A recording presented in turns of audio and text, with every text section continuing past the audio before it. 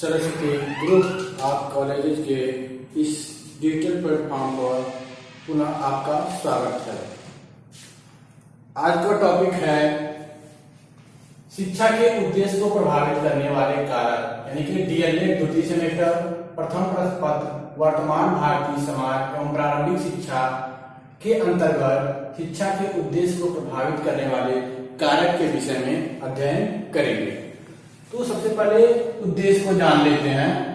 आज हम सब शिक्षा के उद्देश्य को प्रभावित करने वाले कारक के संबंध में अध्ययन करेंगे, यानी कि जो हमारा शिक्षा है और उस शिक्षा के जो उद्देश्य हैं और उस उद्देश्य को प्रभावित करने वाले कितने कितने फैक्टर्स हैं, तत्व हैं, उसके बारे में आज हम लोग विस्तृत अध्ययन करेंगे।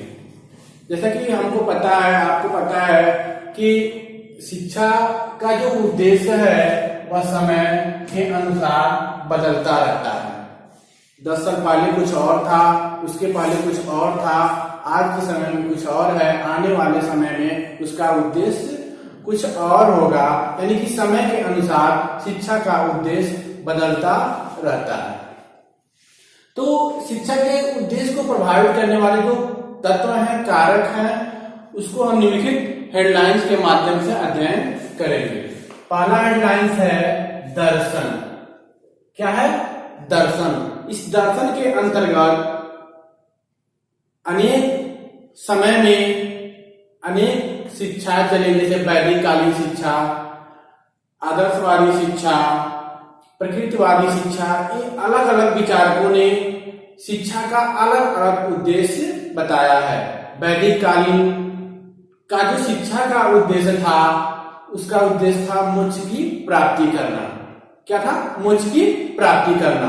दूसरी बात, आदर्शवादियों के अनुसार शिक्षा का उद्देश्य है सत्यम शिवम सुंदरम, यानी कि सत्य ही शिव है, शिव ही सुंदर है। इस उद्देश्य को प्राप्त करना आदर्शवादियों का शिक्षा का उद्देश्य था। तीसरा है प्रकृतिवादियों के अनुसार। प्रकृतिवादियों ने शिक्षा का उद्देश्य अलग तरीके से बताया है। क्या बताया है? कि शिक्षा के माध्यम से आत्म अभिव्यक्ति, यानी कि हमारे अंदर जो भावना है, जो विचार है, उसको अभिव्यक्त कर सकते हैं। दूसरी बात, व्यक्तित्व का विकास, स्वयं का हम शिक्षा के माध्यम से विकास कर सकते हैं। साथ साथ उससे संबंधित जो भी क्रियाकलाप है, उसका भी विकास शिक्षा के माध्यम से होती है। तो दर्शन में प्रकृतिवादी, फिर एक और है बौद्ध शिक्षा का। बौद्ध शिक्षा का उद्देश्य था निर्वाण की प्राप्ति करना। तो इस तरह अनेक समय में अनेक विद्वानों ने शिक्षा का उद्देश्य अलग अलग तरह के बताए हैं। तो ये हुआ दर्शन के अंतर्गत। दूसरा है जीवन दर्शन। क्या है? जीवन दर्शन, यानी कि हम जब जीवन जीते हैं तो उसका जो अनुभव करते हैं, उसके अनुसार शिक्षा बदलती रहती है। यानी कि आज के समय में किस प्रकार की शिक्षा हमको चाहिए, यह निर्धारण शिक्षा के उद्देश्य पे ही होती है। तीसरा है राजनीतिक विचारधारा। क्या है? राजनीतिक विचारधारा, जो कि हर देश में ऐसा होता है। राजनीति जहां पे चुनाव होता है, सरकार बनती है, तो वर्तमान समय, प्रेजेंट समय में जो गवर्नमेंट होती है, जो सरकार होती है, वह शिक्षा व्यवस्था को संभालती है। जैसा कि समवर्ती सूची में शिक्षा को रखा गया है, जिसपे राज्य सरकार और केंद्र सरकार का अधिकार होता है। वे लोग मिलजुल कर शिक्षा को आगे की तरफ ले जाते हैं, या फिर वर्तमान समय में शिक्षा का क्या उद्देश्य होना चाहिए, उसका निर्धारण करते हैं। और फिर गवर्नमेंट, सरकार द्वारा अपने अनुसार उस शिक्षा का गठन करते हैं, फिर समय के अनुसार शिक्षा को आगे की तरफ ले जाते हैं। तो जो सरकार है, वर्तमान समय को देखते हुए शिक्षा के उद्देश्य को बनाते हैं और उसे आगे की तरफ ले जाते हैं। तो एक तरह से जो राजनीतिक विचारधारा है, ये भी शिक्षा को क्या कर रही है? प्रभावित कर रही है। अगला पॉइंट है चौथा। क्या है? सामाजिक विचारधारा। क्या है? समाज की जो दशाएं, दिशाएं, यानी कि हमारा समाज किधर जा रहा है, सही मार्ग पे जा रहा है कि नहीं जा रहा है। तो जो समाज है वो भी शिक्षा पे अपना महत्वपूर्ण प्रभाव डालता है। वह अपने अनुरूप, समाज अपने अनुरूप शिक्षा को उद्देश्य की तरफ जाने के लिए प्रेरित करता है। भारतीय शिक्षा का उद्देश्य केवल समाज को शिक्षित करना तथा जीवन यापन हेतु साधन जुटाना होता है। समाज की विचारधारा के अंतर्गत जो शिक्षा है, शिक्षा के उद्देश्य हैं, उसमें जो भारतीय शिक्षा है वह क्या है, व्यक्ति विशेष को शिक्षित करना, फिर उसको जीवन यापन करने के लिए संसाधन को जुटाना। पांचवा पॉइंट है आर्थिक दशाएं। आर्थिक, जो कि क्या है, एक देश का बहुत महत्वपूर्ण बिंदु है। अगर कोई देश गरीब है तो उसका किसी भी स्तर पे विकास नहीं हो सकता। वहीं पे अगर देश आर्थिक रूप से विकसित है, मजबूत है, तो वह अनेक तरह से विकास कर सकता है। तो जो आर्थिक दशा है, मान लीजिए भारत गवर्नमेंट जो है, भारत देश जो है वह एक विकासशील राज्य है, यानी कि विकसित राज्य नहीं है, अल्प विकसित राज्य है। तो जब वह आर्थिक रूप से मजबूत नहीं है तो शिक्षा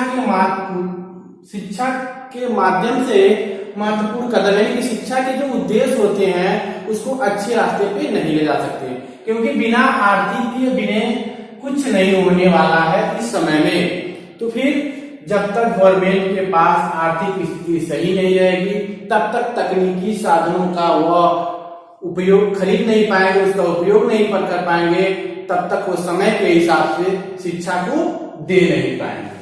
तो यह आर्थिक दशा, यानी कि जब देश अपने आप पे आत्मनिर्भर रहेगा तो वह शिक्षा को अच्छे मार्ग पे, विकास की तरफ, उन्नत के मार्ग पे लोगों को ले जा सकता है शिक्षा के माध्यम से। छठा पॉइंट है तकनीकी उन्नत। ये भी इसी से रिलेटेड है, आर्थिक से ही।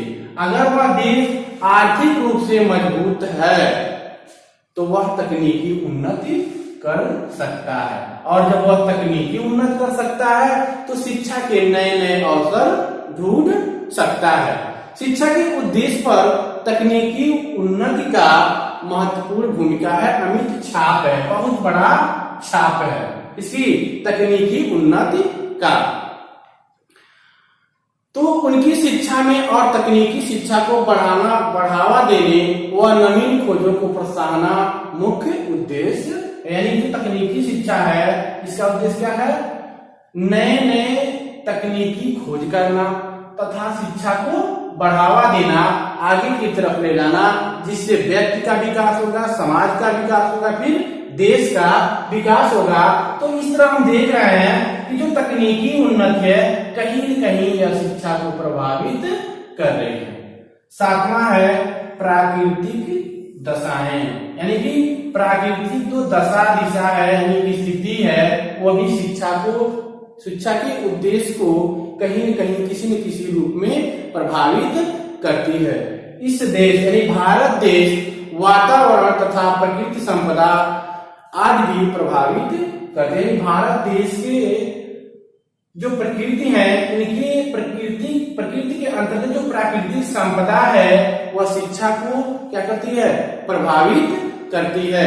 वहां के वातावरण से समायोजन करने, देश के प्राकृतिक तत्वों के विषय में जानकारी देना वहां के शिक्षा का कार्य है। कहां की शिक्षा का, भारत की शिक्षा का यह कार्य है, प्राकृतिक दशा के माध्यम से कि वह वहां की जो संपदा है, धन है, प्राकृतिक रूप से उसके बारे में जानकारी देना, फिर शिक्षा देना, यही इसका उद्देश्य है।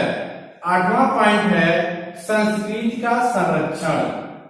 संस्कृति का संरक्षण, शिक्षा का एक उद्देश्य है, वह है संस्कृति का संरक्षण। जो ये संस्कृति का संरक्षण है वह शिक्षा के उद्देश्य को भी क्या करता है, प्रभावित करता है। कैसे, हमसे पहले जो हमारे पूर्वज होते थे उनके समय में जो संस्कृति, रीति रिवाज थे, रहन सहन थे, वह हमारे पास कैसे आया, शिक्षा के माध्यम से ही आया।